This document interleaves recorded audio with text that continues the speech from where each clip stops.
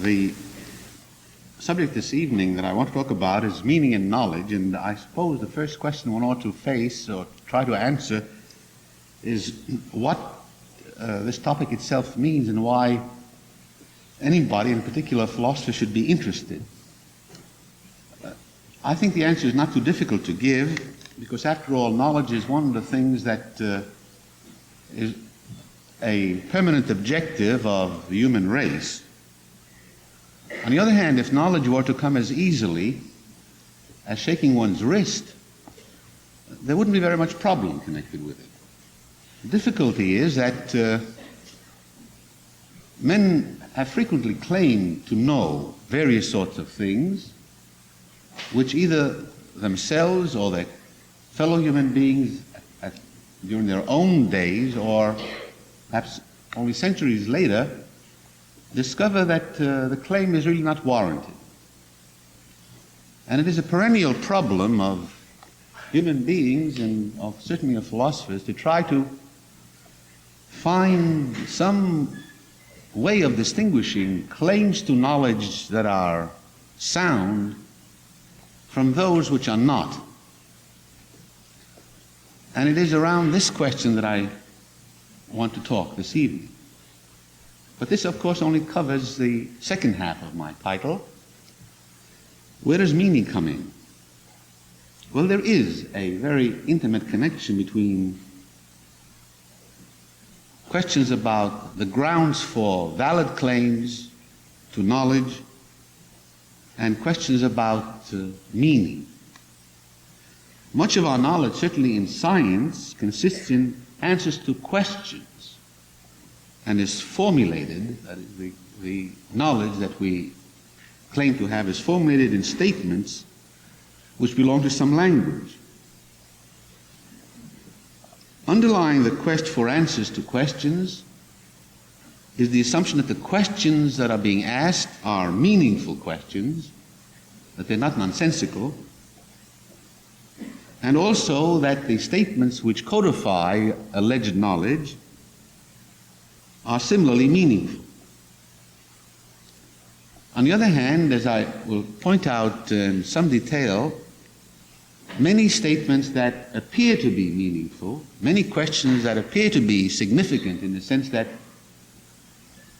they are addressed to a genuine problem, turn out on closer inspection to have no genuine meaning, so that pursuit of those questions is a hopeless race because the questions themselves are insoluble, not because men do not have the wit or the intelligence to find an answer to them, but because the way the questions are stated makes it inherently or intrinsically impossible, no matter how wise or how powerful a mind may be, to deal with these questions. Let me say, however, that I shall be concerned in the first part of my talk with questions of meaning, but meaning insofar as we are addressed to what is sometimes called cognitive meaning. Not the kind of a meaning which we are sometimes interested in when we look at a picture or hear a quartet and we ask, well, now what does it mean?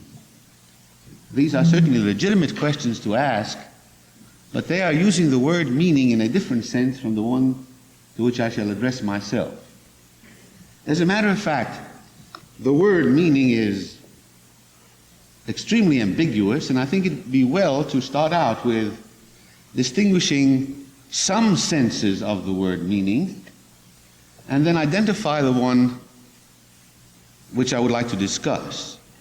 Not because the others are illegitimate or of no value, but because I have to restrict myself to dealing with a limited question insofar as questions of meaning are associated or connected with questions of knowledge.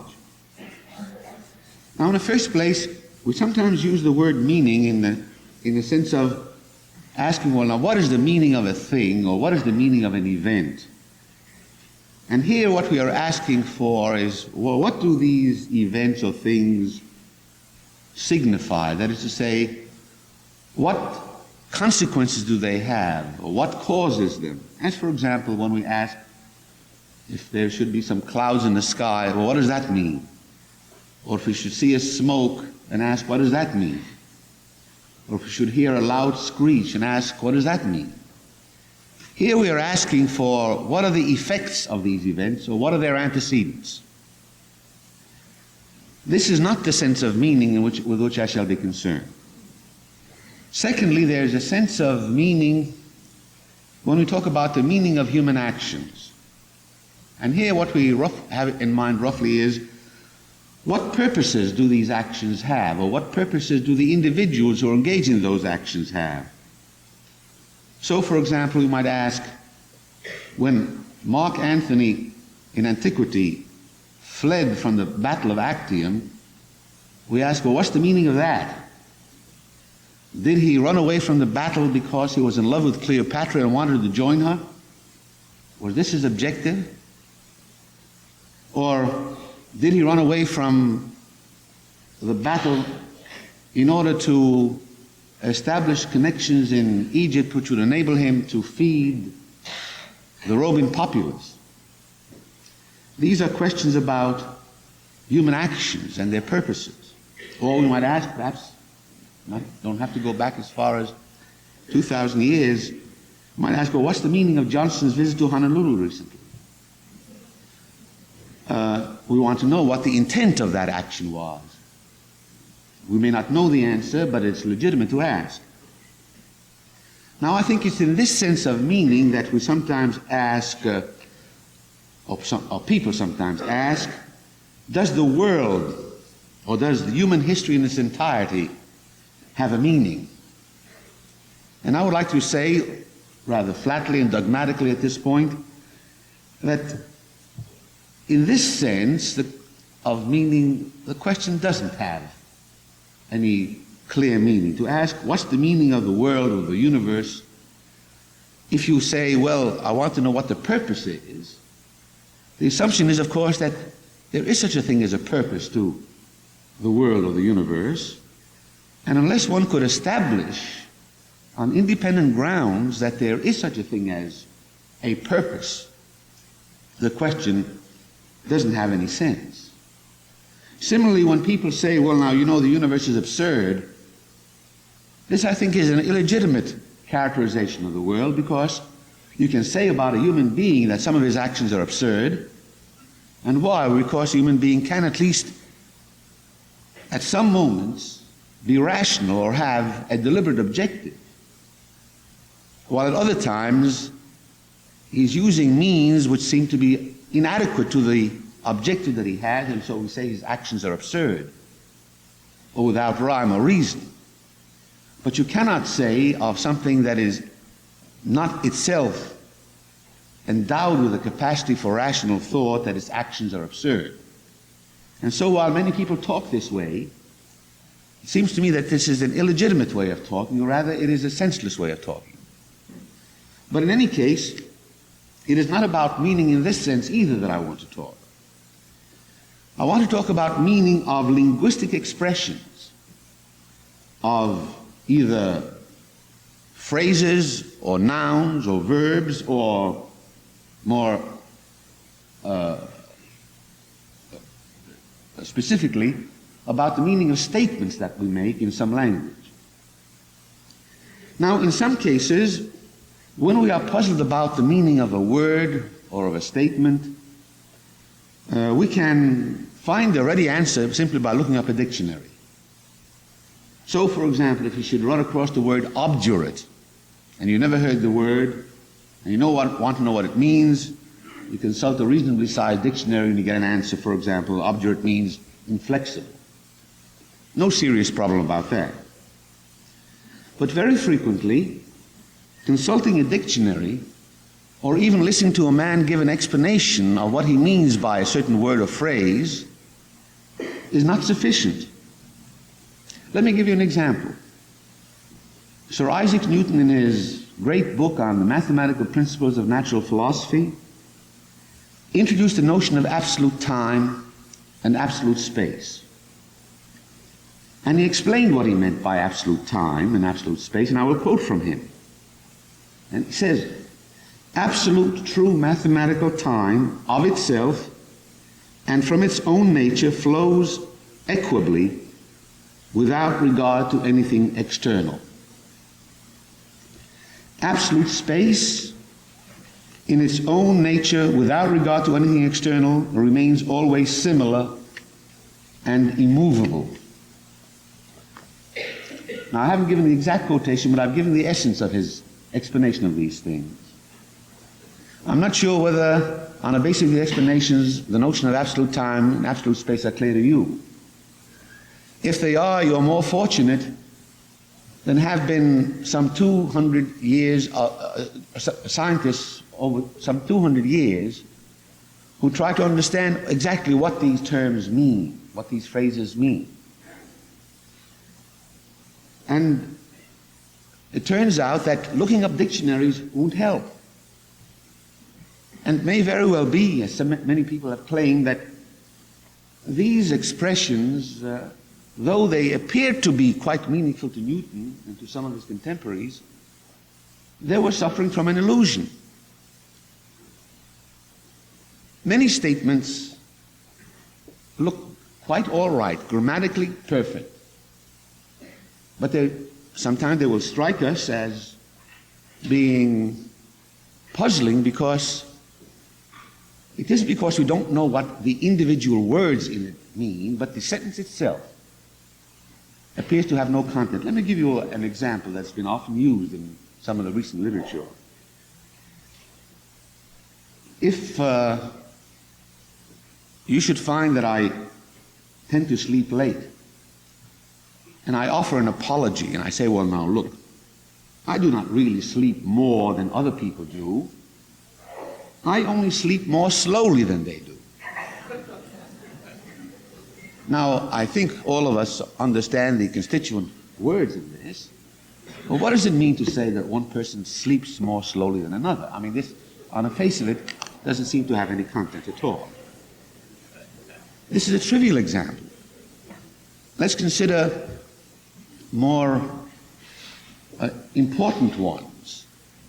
As, for example, people who subscribe to the existence of God and credit him with all sorts of attributes, such as that God is omnibenevolent, that is, he is completely good. Now, what does it mean to attribute perfect goodness to God? Many theologians, when they explain this, they will say, well, of course, by the goodness of God, we don't quite mean the kind of thing that we mean when we say that an individual is good, namely that he's kind, he's thoughtful, he doesn't hurt people, he doesn't commit evil. Well, if God is omnibenevolent, he's all-powerful, he can do all sorts of things, presumably. There are a lot of things in the universe which, on the face of it, look to be cruel and wicked and evil. And so many theologians, in characterizing God in this way, they say, well, you are not to understand by benevolence on the part of God anything like what you mean when you use the word benevolence in connection with human beings. Now, many philosophers say, well, this is really impossible.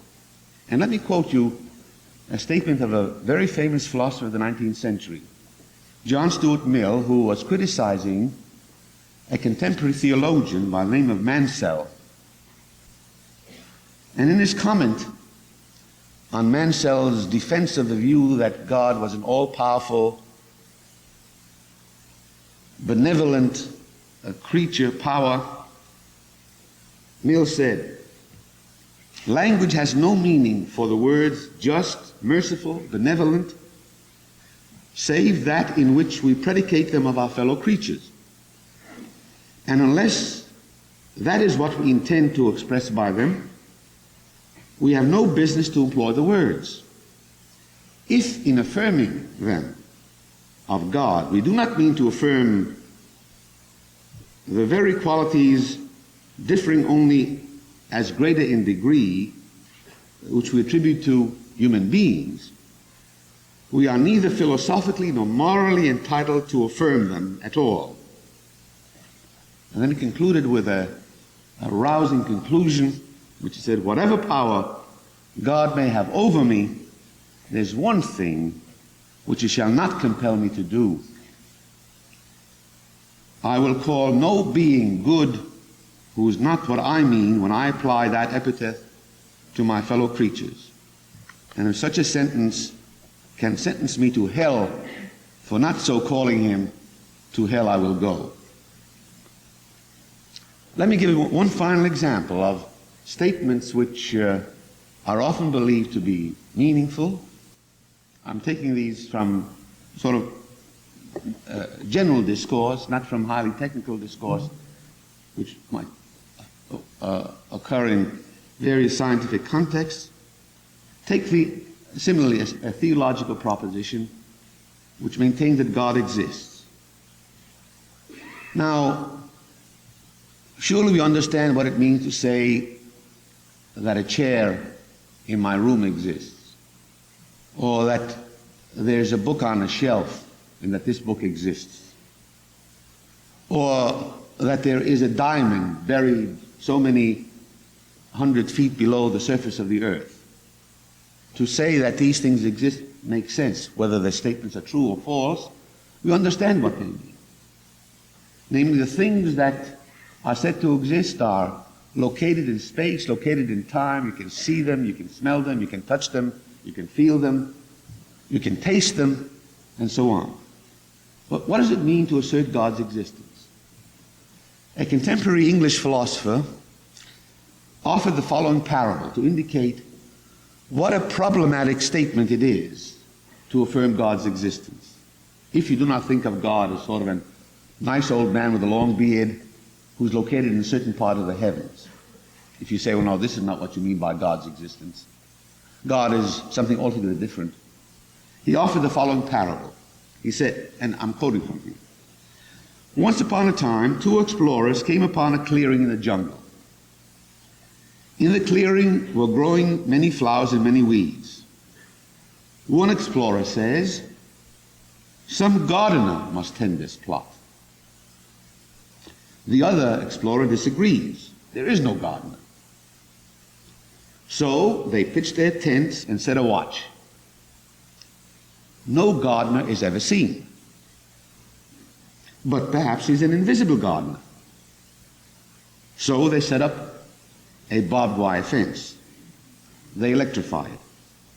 They patrol it with bloodhounds. But no shrieks ever suggest that some intruder has received the shock. No movements of the wire betray an invisible intruder. The bloodhounds never give a cry. Yet still the believer is not convinced. But there is a gardener, invisible, intangible, insensible to electric shocks, a gardener who has no scent and makes no sound, a gardener who comes secretly to look after the garden which he loves. At last the skeptic, the other explorer, despairs. But what remains of your original assertion that a gardener exists? Just how does what you call an invisible, intangible, eternally elusive gardener differ from an imaginary gardener, or even from no gardener at all? And the parable ends.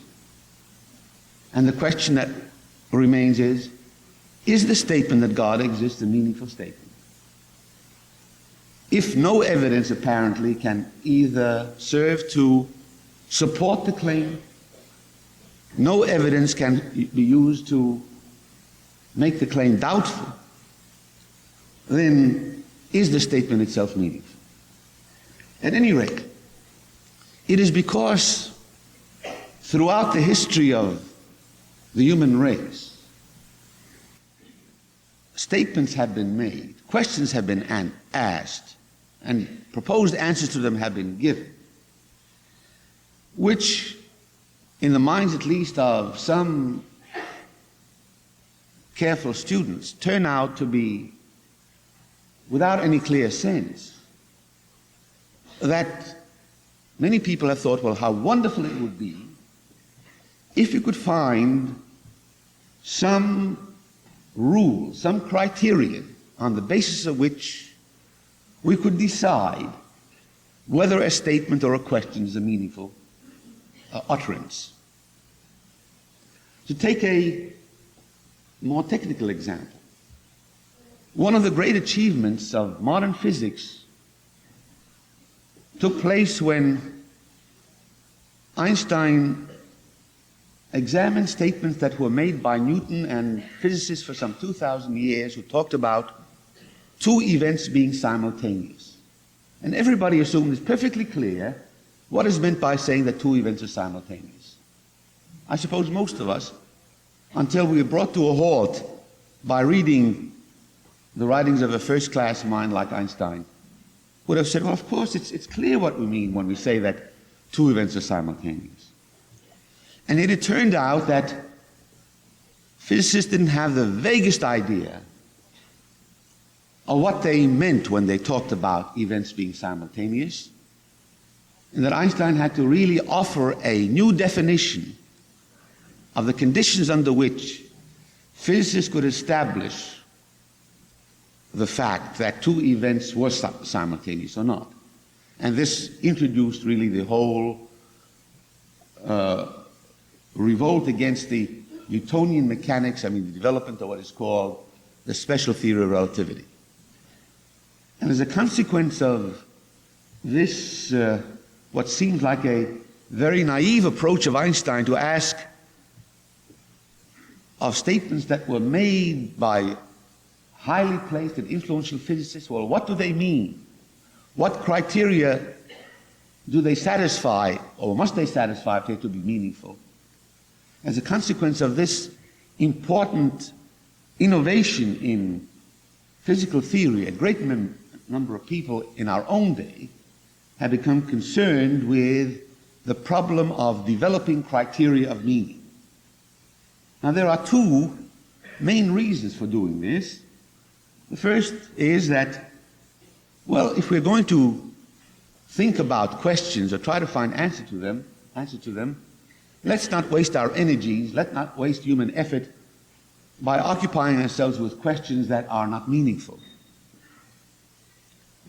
And the second, which I think is also a very fundamental drive behind this quest for meaning, is people do not want to live in illusions. We don't want to claim to have knowledge when we express our formulations in language which turns out not to be meaningful. So much by way of general introduction to this problem. Let me give a very quick survey of some of the proposed criteria that have been given for distinguishing meaningful statements or meaningful linguistic expressions from those that are not. One of the earliest in modern times was proposed by an 18th century philosopher, David Hume, who was criticizing some of the philosophy and the theology of his own day, as well as of the tradition.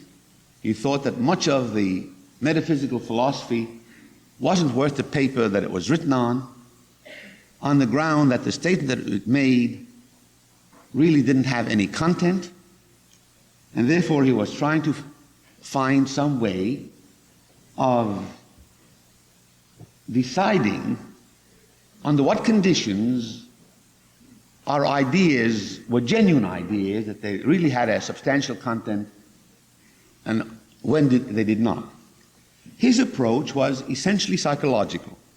He said, look, people have ideas. How do they get these ideas? According to Hume, we are not born with ideas. We obtain them as a result of having various kinds of experiences. Sensory experiences, for example, we have experiences of colors, of sounds, of smells, of shapes. We have also introspective experiences, we have experiences of pain, of sorrow, of rejoicing. And he made a distinction then between the result of these experiences, which are called impressions. They might be either external impressions through the organs of sense, or internal impressions, which are obtained by reflection upon our so-called inner states. And he said, well, look, many of our ideas do not correspond to any impression. For example, we might have an idea or an image of a golden mountain. Nobody's ever seen a golden mountain. There may be no golden mountains. And yet I think we would say, well, yes, I mean, this notion of a golden mountain, we understand what it means. Well, why, according to Hume? Because he said the idea of a golden mountain is a complex idea. It can be broken up into component ideas, namely the idea of a mountain, the idea of gold. Now, to the idea of mountain, there corresponds an impression. We have seen, or perhaps felt, a mountain. We have seen, or perhaps felt, or smelled, or tasted, or touched gold. Then we combine these two elementary or simple ideas and build up a larger one, a complex one. And so Hume's proposed criterion was this: if you are in doubt whether an idea is a genuine idea or a pseudo-idea, you have to ask, from what impressions is the supposed idea derived?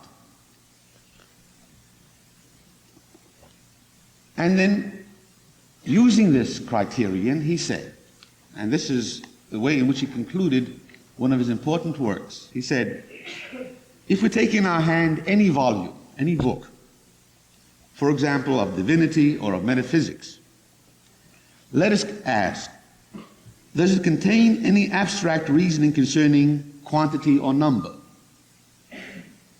Now, if you deal with quantities and numbers, this is all right, because the ideas corresponding to them, the ideas of quantity and number, these correspond to impressions. So, does it contain any reasoning about quantity or number? No. Well, does it contain any experimental reasoning concerning matter of fact and existence? That is, does it contain ideas which are reducible, which are correspond to impressions? No. If the answer is no in both cases, then Hume says, commit the book to the flames, for it can contain nothing but sophistry and illusion. And so his criterion is, you want to have a rule for deciding whether a statement or an idea or an expression is meaningful.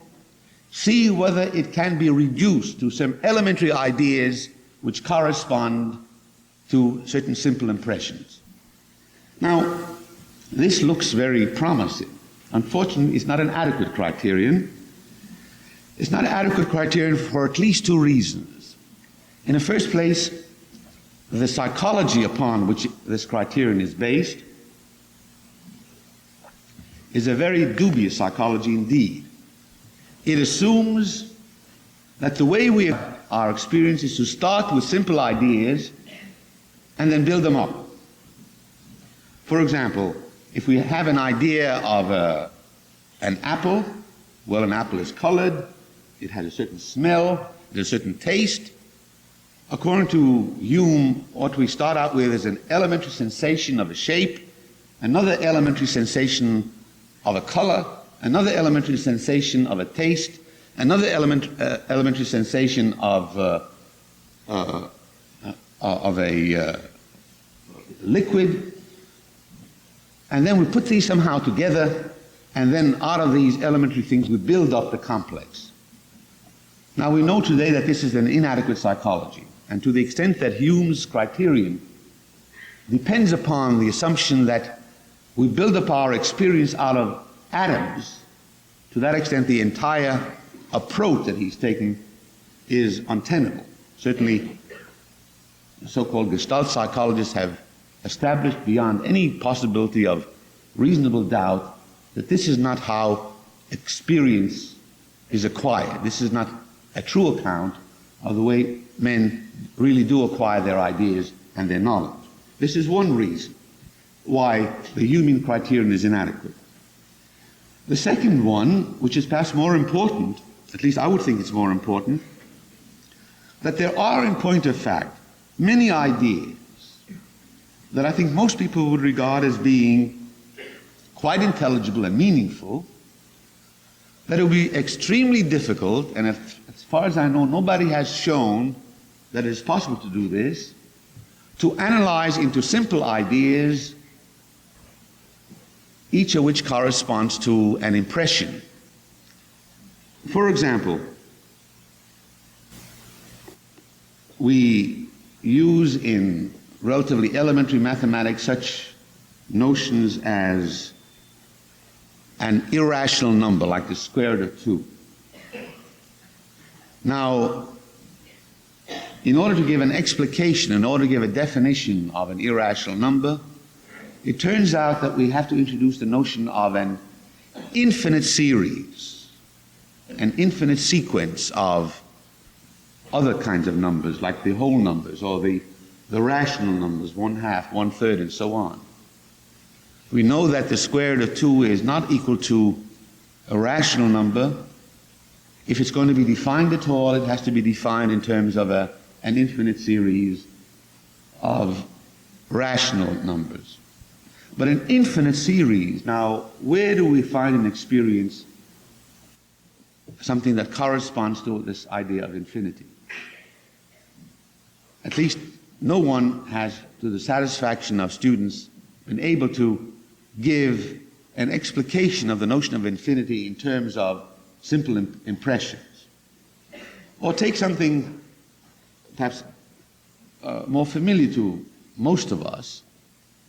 When we say that a certain person has a disposition, for example, when we say of a certain person that he is lovable, or when we say of a piece of metal that it is malleable, not that the person is being loved, but that he is lovable, that he has a certain capacity.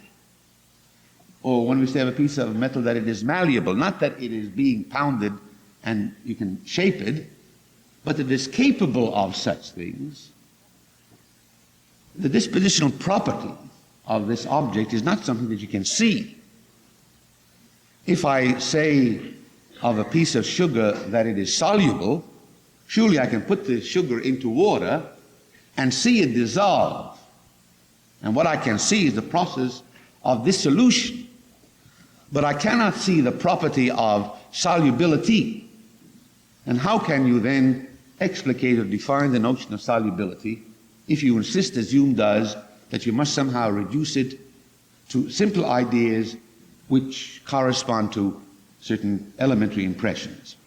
And so for these reasons, the Humean criterion turns out not to be satisfactory. Now, there are a great number of other proposals that have been made. I'd like to perhaps mention two others and then offer some sort of concluding remarks about this part of my talk. A second view, which has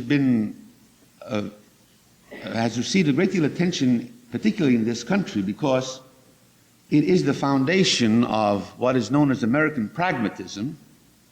A second criterion was proposed some 80 years ago by Charles Peirce, P-E-I-R-C-E, who is perhaps the greatest philosopher whom America has ever produced. In a very famous essay of Peirce, which has the title, How to Make Our Ideas Clear, Peirce offered the following maxim, which is known as the pragmatic maxim, which influenced William James and John Dewey and a number of other writers, and then this school of philosophy that is known as pragmatism had its beginning from this and has been a very influential and flourishing school, at least for a great number of years. Peirce formulated his maxim as follows: when you say, starting with an example, when you say that a piece of diamond, which is at the bottom of the sea, is hard, what do you mean? What do you mean when you say that it is hard rather than soft? And Peirce says, consider what effects that might conceivably have practical bearings we conceive the object of our conception to have. That is, consider what practical consequences would follow from saying that the diamond is hard. What practical consequences, how they will affect our behavior, our conduct. Then, he says, our conception of these practical effects is the whole of our conception of the object. That is, if there is no difference in the practical consequence of saying that the diamond is hard rather than soft, then you might just as well say that it is soft rather than hard. Now, this has been a very fruitful principle.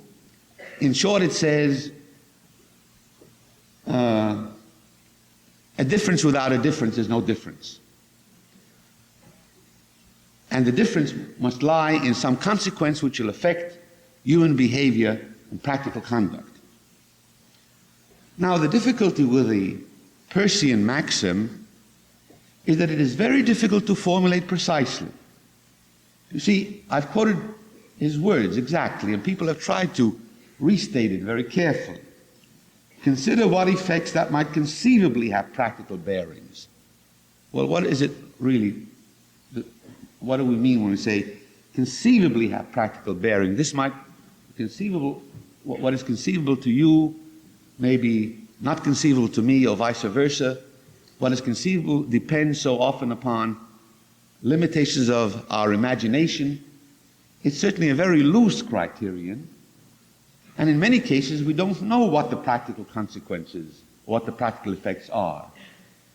If, for example, Democritus introduced the notion of the atomic constitution of all things some 2,000 years ago, and if we had asked Democritus, well now, what practical consequences do you envisage from the supposition that this apparently solid thing is made up of little particles which are invisible? He might have said, I have no notion what practical consequences follow from this. Or take an example closer at hand. When Faraday was studying electricity, allegedly Gladstone, British Prime Minister, visited his laboratory once and said, well now what's the use of all this? And Faraday is supposed to have said, well, eventually something will come of this, you'll be able to tax it. Now, this is certainly a practical consequence of this, but surely to say, well, now what we mean by electricity is something that is capable of being taxed and which will affect our lives, this is really not quite what ordinarily would be understood by saying that there's electricity flowing in a wire.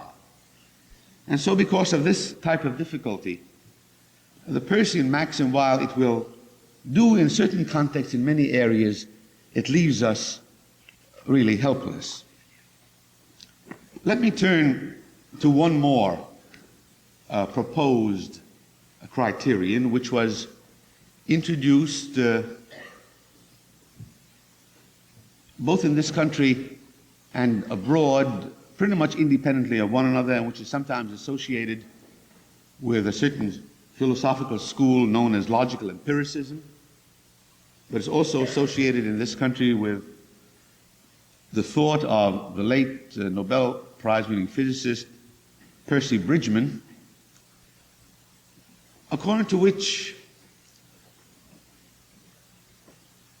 the meaning of a statement has to be specified in terms of the operations that are used to verify it, so that the meaning of a statement in one formulation is synonymous with the modes of its verification, or synonymous with the operations used to verify it.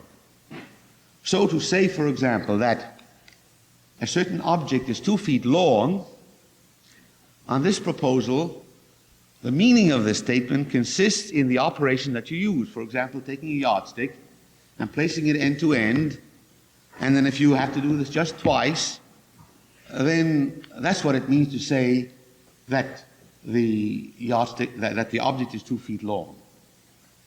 Now again, this looks extremely plausible, and in many cases this is a very illuminating approach.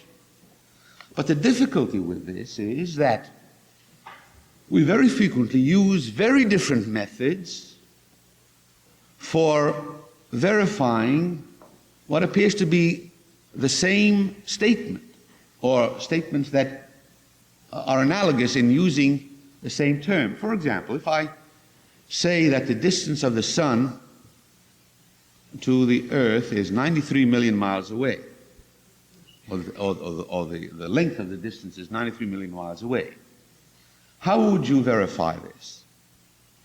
What are the operations used?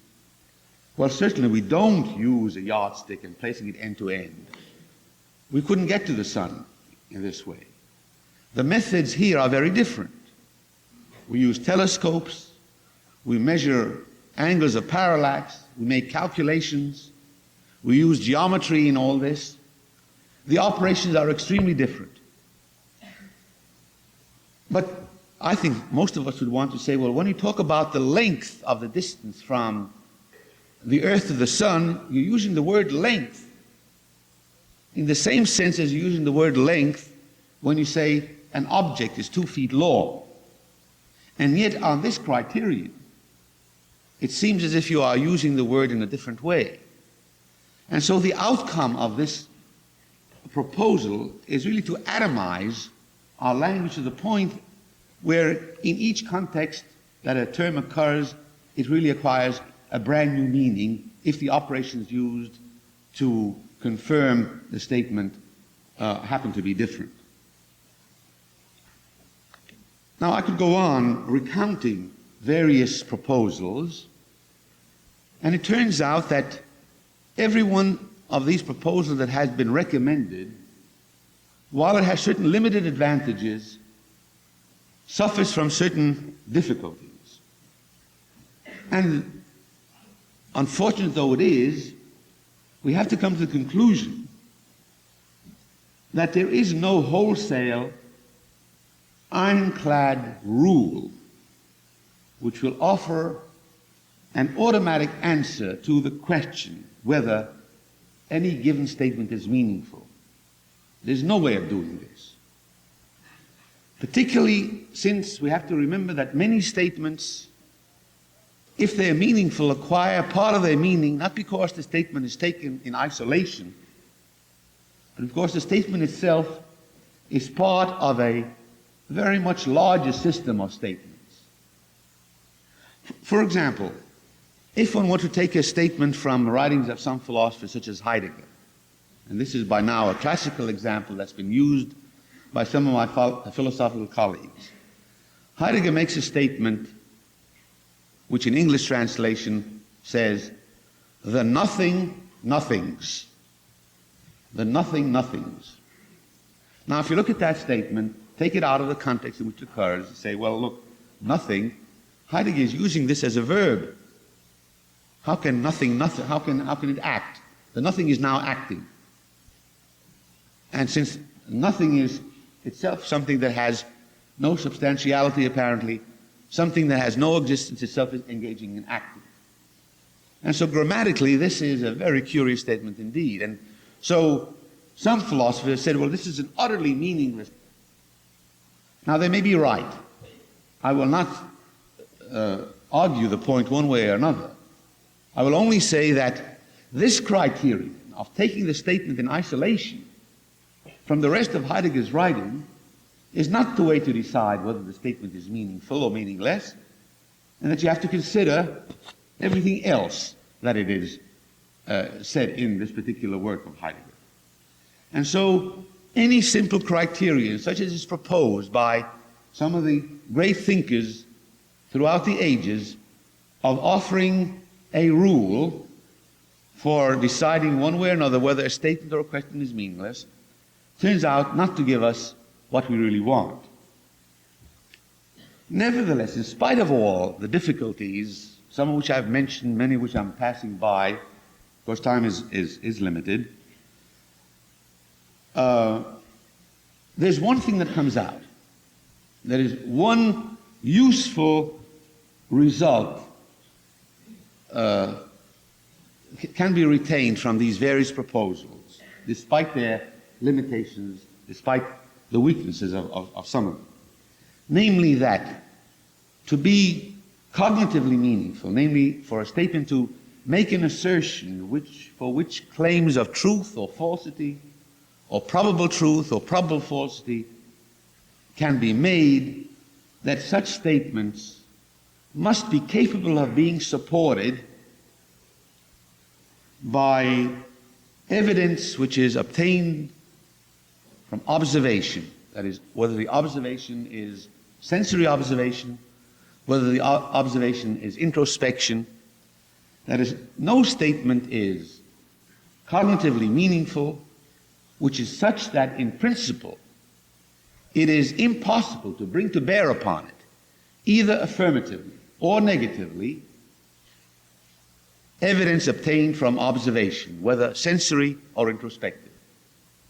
So, for example, if a historian says there's a finger of providence in history, you can see, you can present history in such a way that you see that providence is at work. If this statement is of such a kind that it is incapable of being either confirmed or refuted by some evidence, that is, if no matter what happens, the historian can always say, aha, of course I didn't know this, but now that it's happened, we know that it's the work of providence. So that it would be impossible to find any evidence whatsoever which would indicate that this statement is not in conformity with the facts. Then such a statement is cognitively meaningless. It might have all sorts of imaginative values, but is cognitively meaningless. Or to take one other example, if a psychoanalyst maintains that all children suffer from an Oedipus complex, and if it should turn out that no matter how a child behaves, that is, if a male child happens to like its father, or a female child always likes its mother, and if an analyst would say, well, you see, this doesn't disprove the existence of an Oedipus complex, it simply means that the child is repressing it. Then, you see, the statement has no content. It's incapable of being challenged by experience. It's incapable of being disconfirmed by experience. You may be interested in a story that I had from a colleague of mine at the medical center, 168th Street. He's a professor of psychiatry, and many years ago he performed some experiments with children in order to see whether, in point of fact, he could detect an Oedipus complex in them. And he gave children questionnaires. The experiment ran something like this. He told them a story, your father and mother going on a rowboat, and then a storm comes up and the rowboat sinks, and now there's a chance only to save one of them. Now, whom would you like to have saved, your father or your mother? And boys said they would like to have their mother saved. At least many boys said this, and many girls said they would like to have the father saved. And this held true more or less up to the age of 8. After 8, the children didn't respond this way. And my colleague wrote this to Freud, who was then still alive. He thought he would be pleased. At least some evidence to indicate that at least up to the age of 8, there was good evidence to indicate that there was an Oedipus complex. All he got back for his pains from Freud was a postcard which said, "How American. What do you think you can prove by such figures?" Well, You see, if this is the attitude, then one would have to say the assertion that children suffer from Oedipus complexes is not cognitively meaningful. I'm not now maintaining that it is not, because certainly my colleague took it as a cognitively meaningful since he put it to a test and found that it held in some cases but not in others. But the point is that the only criterion that it seems to me is workable, even though it is a rough criterion, is that no statement, either in everyday conversation or in the sciences, which is such that it is in principle incapable of putting it to a test, so that in some cases the test might confirm the statement, in some cases, if we are out of luck, the test might disconfirm it, tend to refute it. Unless this is the case, then the statement has no cognitive meaning. Now, so much for the general problem of meaning. I must be even briefer in discussing questions of knowledge. The problem, as I've indicated at the outset, to which philosophers have addressed themselves, and certainly this has been a concern to all reflective men, is whether we could find some criteria for distinguishing sound claims to knowledge from those that are not sound. And I will restrict myself now to those claims to knowledge which are about matters of fact, not matters of mathematical truth. I mean, for example, I suppose we all believe that 7 plus 5 is equal to 12, and a statement like 7 plus 5 is equal to 12 is a necessary truth, while the statement that I have 5 fingers on my right hand or that I have $2 in my pocket, these are not necessary truths. These are, as they're sometimes called, contingent truth. They could be otherwise. I mean, I might have an accident and only have 4 fingers. I might have found an extra dollar, so I might have 3 rather than 2, or I might have lost 1. These aren't necessary. So I'm going to address myself entirely to knowledge of contingent truths. Now, the question which I want to touch upon is really this. Can we have absolute certainty about, can we have absolutely certain knowledge about statements concerning what are taken to be matters of contingent fact? Now, there are different views on this matter. And there's one ancient and still influential tradition, I mean, that's continued to influence the thoughts of men through the centuries and perhaps dominated the development of modern science almost down to our own days. It's a tradition that goes back to Aristotle, according to which it is possible to have absolutely certain knowledge of certain matters. And that, as a matter of fact, you do not have a genuine science until you have arrived at some fundamental principles which can be known with complete and infallible certainty. Aristotle, who developed this idea, had in mind the kind of knowledge that we have in geometry. Remember, as we studied, at least as I studied Euclidean geometry, there were a great number of propositions. They're called theorems. How do you know that these theorems were true? How do you know that the Pythagorean theorem, which says that the square on the hypotenuse is equal to the sum of the square of the other 2 sides, or the base angles of an isosceles triangle are equal? How do you know that these are true? Well, we've established them by proving them. And how do we prove them? We show that they followed logically from certain fundamental propositions. These were called the axioms. How about the axioms? How could you prove those? By experiment? Oh no. At least I was taught geometry, and this of course was long, long ago, and things have changed, I think, somewhat in this respect. We were told, well, these are self-evident truths. You just consider what the statement is, that 2 points uniquely determine a line, or that from a point outside of a line, only one line can be drawn parallel to the given line. These are self-evident statements. Since they're self-evident, then and they're self-evident, obviously they must be true, then every statement that can be derived from them must also be true. And so this view of knowledge, this view of science says, Yes, we can have absolute certainty with respect to certain fundamental principles which the mind can grasp fully, completely, infallibly, without the possibility of error. To be sure, you might have to have a few observations in order to provide a kind of a scaffolding from which you can then somehow seize these principles. But once you've had a certain elementary experience, sensory experience, then you can see in these observational facts the validity of these general principles. This is the Aristotelian rationalistic conception of knowledge. Now, unfortunately, this is not adequate, because many of the assumptions that were taken to be self-evident truths by Aristotle and successors turned out not only to be not self-evident, but they weren't true at all. And the history of human thought, of human science, is full of claims of self-evidence which have repeatedly had to be revised in the light of fresh experience and fresh critical thinking.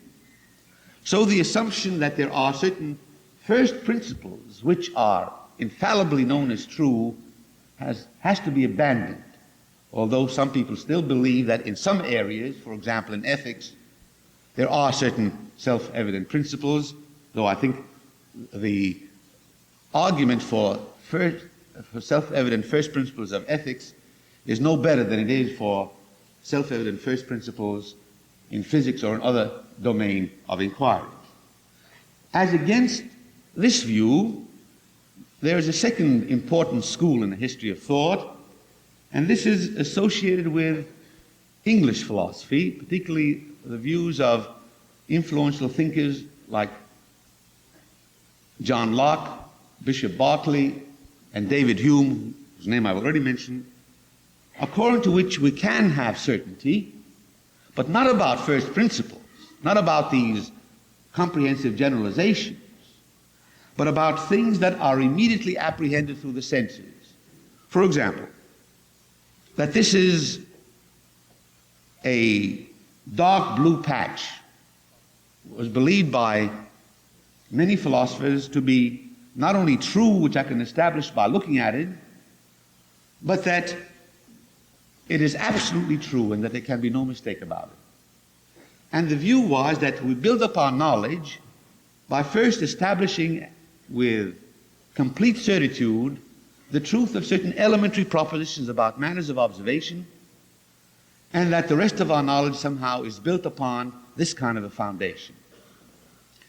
Now, I think we would have to say two things about this. In the first place, though we are very often very much tempted to say that the thing that we observe through our senses can be established as true beyond any reasonable doubt, it turns out that people are really mistaken about this. We see somebody at a distance and we say, aha, there goes my friend. When you come close by, you find that it was no friend at all. It's a complete stranger, or perhaps even an inanimate object. You look into the heavens and you say, well, look, the moon is larger when it comes to the horizon than when it's at the zenith. This is the way it looks to you. And if you were to rely entirely on matters of observation, you would say, well, look, the moon is changing its size. And yet we have good ground for believing that the report of observation in this case is just wrong, and that you cannot rely simply upon matters of observation, that you have to check and control what is a matter of observation by assuming all sorts of general propositions. Now, neither of these views seems to me to be tenable. And so the question is, well, how can we really establish reliable knowledge? And here I can be only very hasty and say, well, what we call reliable knowledge, or knowledge which is the outcome of a certain kind of an inquiry, which uses certain methods. Not any method, but certain methods. Surely there are some methods by means of which beliefs could be established. For example, if you have an authoritarian society which lays down as a matter of command certain beliefs which the population is supposed to accept. And if the population is kept in isolation with conflicting views, these beliefs will be held. The trouble is that it's extremely difficult, certainly in modern times, to establish a society of this kind, and that doubts begin to arise. And that the method of authority does not provide for any way of settling a doubt.